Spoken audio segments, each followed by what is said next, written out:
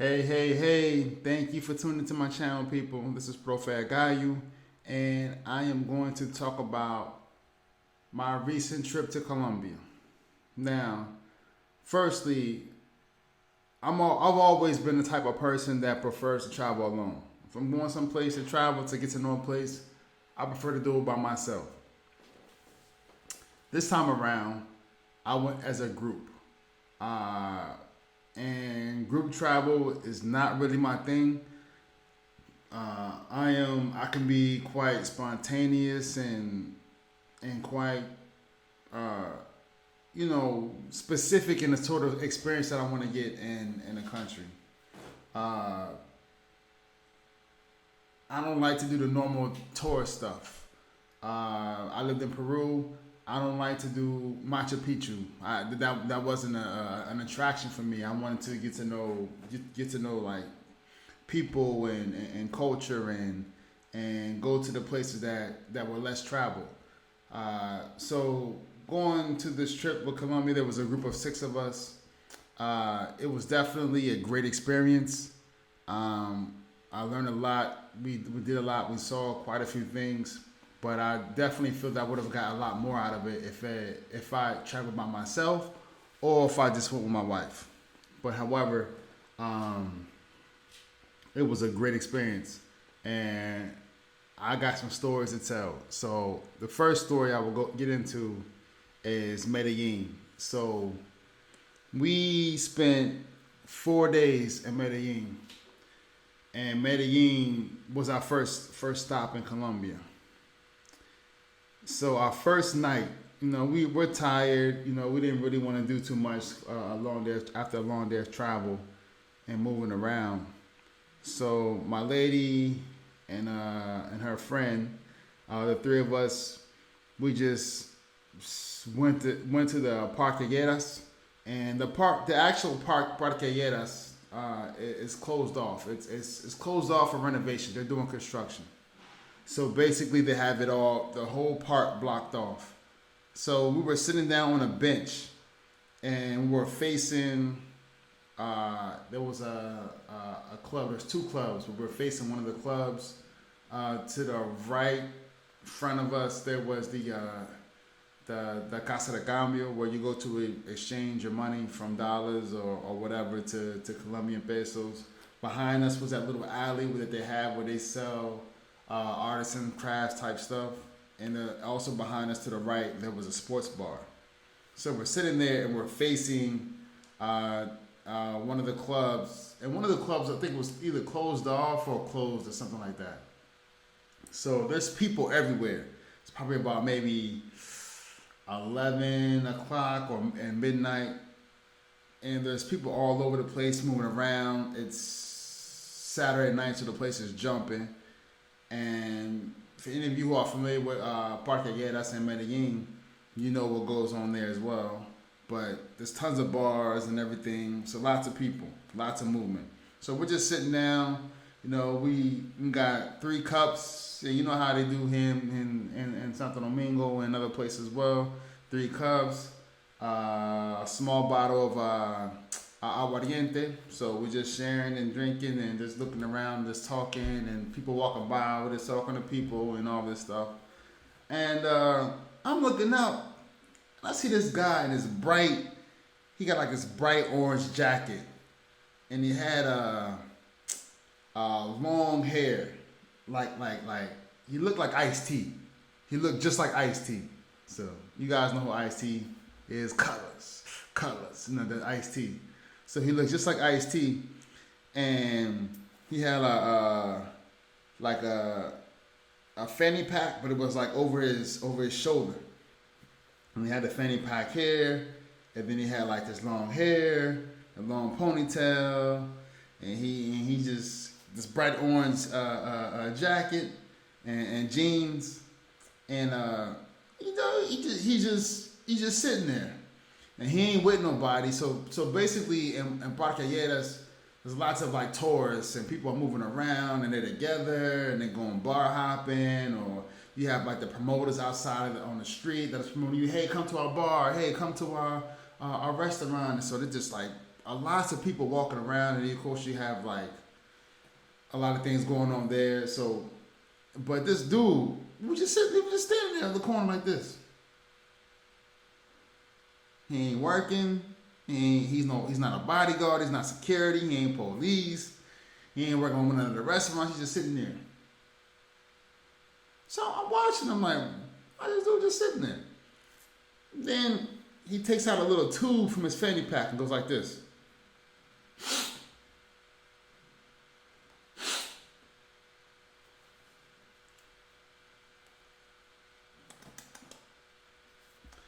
And I'm looking like, yo, there's tons of people on the street.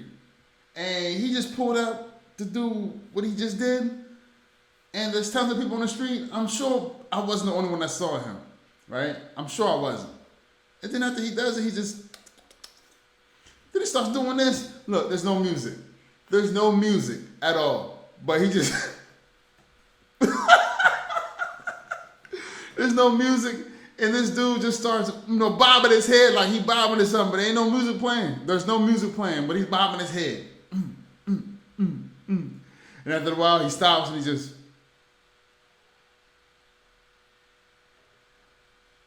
and then he starts bobbing his head again. It was just crazy to see this. It was crazy to see this, but man, I was just so shocked. And I was like, look, the ladies I was with, I was like, look at this dude. This dude just took his powder and he put it in his nose and now he's dancing, but there's no music.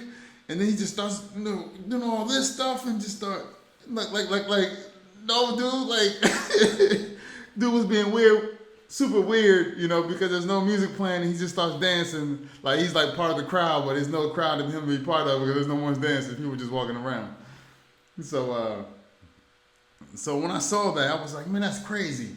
And then after a while, he's just sitting there, and I'm watching him. So every once in a while, he's doing this, and then he starts. He just do this, then. So it's like it's a constant cycle of that. Then the police comes. So the police comes. 2 police officers come in and 2 motorcycles. They literally go right in front of where he's at. So as they're pulling up and they're parking their motorcycle to get off the motorcycle, he's doing this. I'm like, wow, this dude got balls. So afterwards, the police get off the motorcycle, and then they start walking, one building down to from where he's at. So then when he does that, he does this. He does this like he has like a microphone. I see him do this, and then he walks away. He goes down a little alley where they have all the artisan stuff. So hanging on where they sell the artisan stuff. So he goes down the alley, and then I'm like, wow, that dude just left. And then about maybe like 10 minutes later, the police leaves, and then Then I see him come back and comes back like this, looking down the street. Then he goes back to his spot. And he looks around. He starts smiling, and he starts doing this again. He starts bobbing his head again like this. No music. So that when I saw that in Medellin, man, I was like, man, that was crazy. That this dude, for one, does his powder in the middle of the street. That's tons of people. Like that's like the worst place you want to do that. Illegal stuff in the middle of the street where everyone is hanging out, moving around and stuff. Because everyone can see you. Surprised, right? I should be surprised, right? No. Because you know what? After we left Medellin, we went to Cartagena. And we stayed 4 days in Cartagena. Cartagena was really cool, by the way. Do not sleep on Cartagena. There's a lot to do. Highly recommend you go to Colombia.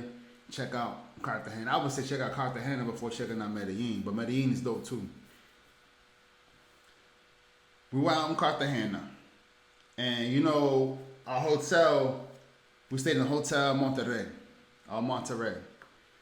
And that hotel was basically where you have the clock tower.